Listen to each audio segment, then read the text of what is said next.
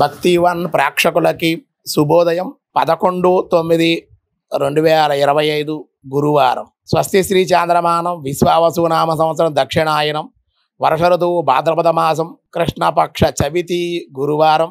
చవితి సాయంత్రం 4:08 వరకు, అశ్విని నక్షత్రం సాయంత్రం 6:11 వరకు, ధ్రువయోగం రాత్రి 10:04 వరకు, బాలువ సాయంత్రం 4:08 వరకు, కౌలవ కరణం తెల్లవారుజాము 2:57 వరకు. ఈ రోజు పగల వర్జం మధ్యాహ్నం 2:26 నుండి 3:56 వరకు, మళ్ళీ తెల్లవారుజాము వర్జం 3:08 నుండి తెల్లవారుజాము 4:37 వరకు. అమృత గడిలు ఉదయం 11:26 నుండి 12:56 వరకు, ఉదయం దుర్ముహూర్తం 9:54 నుండి 10:43 వరకు, మళ్ళీ పగల దుర్ముహూర్తం 2:48 నుండి 3:37 వరకు దుర్ముహూర్తాలు. సూర్యోదయం 5:50, సూర్యాస్తమయం 6:06. ఈ రోజు మిశ్రమ కార్యక్రమాలన్నీ కూడా మిశ్రమంగానే ఉన్నాయి కాబట్టి గురువారం కావడం వల్ల మిశ్రమమైనటువంటి కార్యక్రమాలకు అనుకూలంగా ఉంది. సాయంత్రం 4 గంటల నుంచి కూడా పంచమి వచ్చింది కాబట్టి అన్ని పనులకి కూడా అనుకూలం. అలాగే ఈరోజు శుభ సమయం ఉదయం 6 to 7, సాయంకాలం 3 to 4 ఈ సమయంలో శుభ సమయం ఉంది. ఈరోజు దినారంభ చక్రానుడి మేషరాశి వారికి ఈరోజు అనుకూలంగానే ఉంది. అనుకున్న పనులన్నీ పూర్తవుతాయి.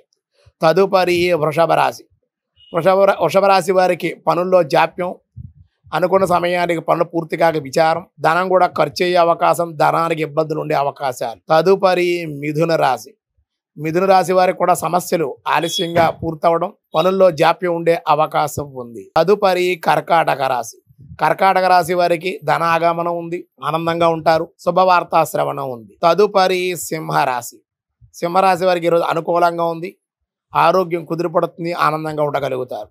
కన్యారాశి అనారోగ్య సమస్యలు, మానసిక ఆందోళనలు ఉండే అవకాశం. తులారాశి వారికి ఆరోగ్య లాభం, ఆనందం, ప్రయాణ సౌఖ్యం.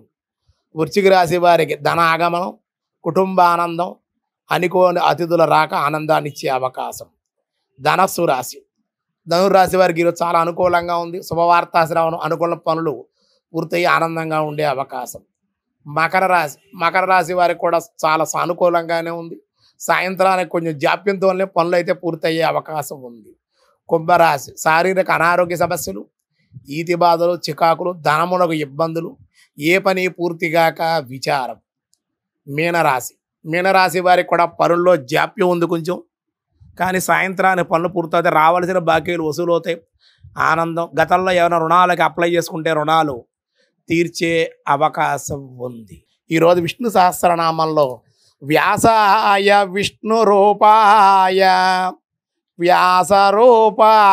విష్ణవే ద్రవిణ ప్రదః ఓం ద్రవిణ ప్రదాయ నమః. ధనమును ప్రసాదించేవాడని ఈ శబ్దము యొక్క అర్థము. తన్ను ఆశ్రయించిన భక్తులకు భౌతికములకు కోరికలను ఇచ్చేవాడు మాత్రమే గాక ముముక్షులకు జ్ఞానధనమును కూడా ప్రసాదించేవాడు. మామూలుగా సిరి సంపదలు ధనము ఇవ్వడమే కాకుండా జ్ఞానాన్ని, ఆధ్యాత్మిక చింతనని, భక్తిని, ఇలాగ జ్ఞానాన్ని కూడా కలిగించేటువంటి వాడు పరమాత్మని, జ్ఞాన సంపదను కూడా ఇచ్చేవాడు కనుక ద్రవిణప్రదాయ నమః. ఈ ఓం ద్రవిణప్రదాయ నమః అని కూడా ధనానికి ఇహపర సౌఖ్య సుఖాలు పొందాలనుకుంటే కనుక ఓం ద్రవిణప్రదాయ నమః అనే నామాన్ని కూడా జపిస్తే చాలా మంచిది. అంటే మనకు ధనం లేనటువంటి వాడి ధనాన్ని, అలాగే ఆధ్యాత్మికంగా తరించాలనుకునేటువంటి వాడి సాధనలో ఉండేటువంటి ఆధ్యాత్మికమైన జ్ఞానధనాన్ని ఇచ్చేటువంటి వాడు నారాయణుడు కనుక ఆయన విష్ణు సహస్రనామంలో ఓం ద్రవిణ ప్రదాయ నమః అని స్తుతించారు.